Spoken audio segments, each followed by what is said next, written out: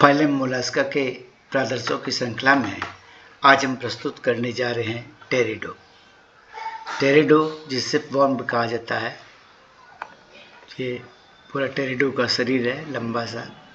ये anterior portion है और इधर इसका पोस्टीरियर पोर्शन है।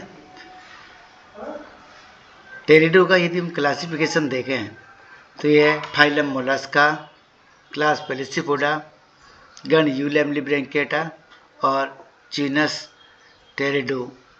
टेरिडो को शिपक्रमी भी कहा जाता है।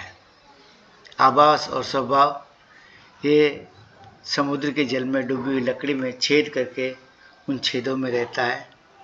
अपने दोनों साइफनों को जल की धारा के लिए बाहर निकाले रहता है। जैसा कि इस चित्र में ये लकड़ी में छेद करके अंदर घुस गया और ये इसके दोनों साइफन जो है शरीर से बाहर निकले हुए हैं, इसीलिए इसको शिपवर्म कहा जाता है। लकड़ी से प्राप्त सेलुलोज और जल की धारा से प्राप्त छोटे छोटे कीड़े इसका भोजन होते हैं। लकड़ी के अलावा ये मिट्टी में भी लंबे बिल बनाकर रह सकता है। बिल बनाने का कार्य इसके कवचों की रेतन गति तथा उसमें कैल्शियम स्तर करके बनाता है। ये इसके दो सेल है आगे की ओर, इनके माध्यम से बिल बनाता है। इन्हीं सेल्स को यहाँ देख सकते हैं, ये सेल वाल्व्स के रूप में बता रखा है, जिससे बिल बनाता है रेतन गति के द्वारा।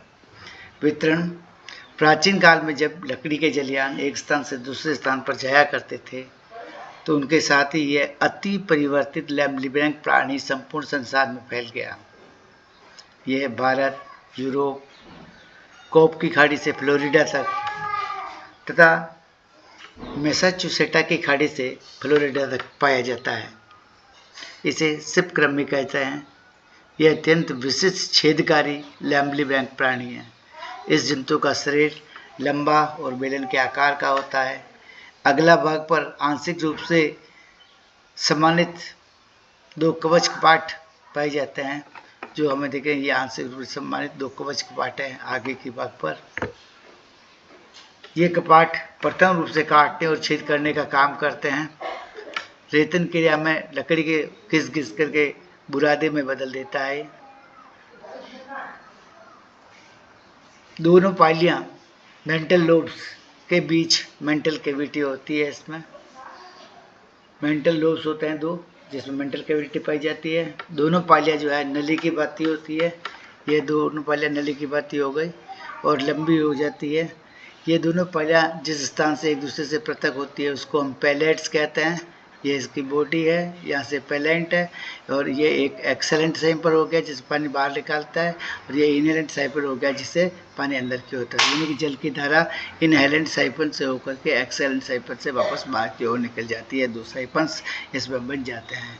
इन साइफनों का अधिकांश भाग जो है आपस में जुड़ा हुआ रहता है। दोनों साइफन एक दूसरे से जहाँ पृथक होते हैं उसे प्रपट्टिका या पैलेट्स कहा जाता है। प्रपट्टिका में एक ओपर्क्यूलम की भांति कार्य करता है। इसमें एक जोड़ी टिनिडिया पाए जाते हैं। टिनिडिया की सीलियरी एक्शन के कारण पोषक नली या प्रारूपिका में लाए हुए लकड़ी के बुरादे तथा सूक्ष्म जीवों को यह खाता है। सेलुलोज जो लिग्निन को पचा सकता है। इसकी पेशियां आइसोमेरियन प्रकार की होती है। दोनों एडेक्टर मसल सुविकसित होती है और समान प्रकार के होने के कारण इसको आइसोमेरियन प्राणी कहा जाता है। जलयानों और चट्टानों को यह अत्यंत हानि पहुंचाता है। इसका बिल प्राय लकड़ी की कास्ट की रेखाओं के साथ साथ होते हैं, जो परस्पर जुड़े हुए नहीं होते हैं। ये लकड़ी के कास्ट में इसका बिल है। जी स्नेलियस ने 1773 में इस प्राणी से होने वाली हानि का विस्तार से अध्ययन किया था। तो इस प्रकार ये हमारे पास टेरिडो है, जिसे शिपक्रमी कहा जाता है।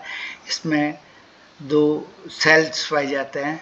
ये मेंटल है, इसका शरीर, और मेंटल के बाद में जो पैलेट्स, जहाँ से दोनों साइफन पृथक होते हुए अधिकांश भाग साइफनों को जुड़ा हुआ होता है। इनहेलेंट साइफन, एक्सेलेंट साइफन, ये डायग्राम और पूरे जंतु को खोल के देखें तो ये इस प्रकार का जंतु में दिखाई देता है।